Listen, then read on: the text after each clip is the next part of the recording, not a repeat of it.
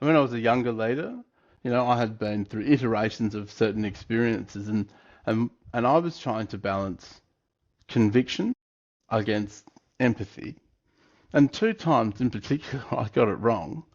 And in one circumstance, it was a crystallizing event of too much empathy, too much what is perceived as doubt in a definitive organisational change communication comes off as a lack of confidence or a lack of knowledge or a lack of vision. And that's not a characteristic people are looking for in a leader. They want you to be empathetic, but you can over-index on there are things that are bad about this decision, yes, too much of a consensus type approach of trying to soften the blow.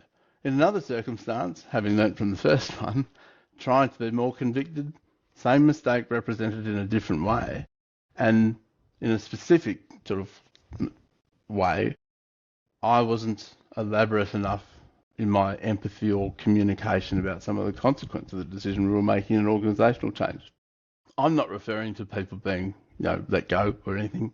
What I'm referring to is people not really appreciating the reorientation of their work.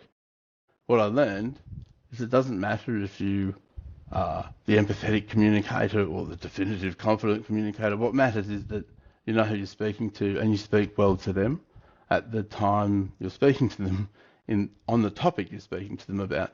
Because really the goal of leadership is to help people to see where to go next and then help them to get there.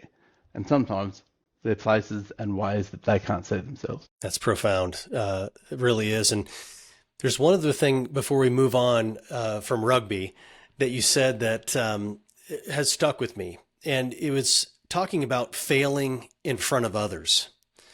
One of the things that I took from sports is you strike out, you fail in front of people that are counting on you to succeed. And, you've led some gigantic organizations. There's nowhere to hide. How did that time as a rugby player or a rugger build that foundation for you to lead in the spotlight of a big team? Yeah, I mean, to be fair, the number of people that ever watched me play rugby weren't that substantial, but it was public in the concept of my social impact. But I think it gave me the confidence, and I was quite lucky in my career in that I arrived at a company at a time that it was really rapidly evolving, which is AbbVie, and I was mentored into a really rapidly growing leadership opportunity leading within the immunology business for medical affairs, and mentored by a leader who gave me a great opportunity. What that meant is that I could use experiences like those that I'd had in rugby, or I was a debater in college. The experience of saying something that you think is going to be really funny to a crowd of people and then nobody laughing really does, and you're trying to win an argument with that comment, really sets you up for being prepared to try that sort of thing when you're leading a larger group of people than you have before, and it really just not working. You're on a stage and it's a bit cringe, and you've got to get past it. If you haven't had any kind of experience like that, it's going to be a tough moment.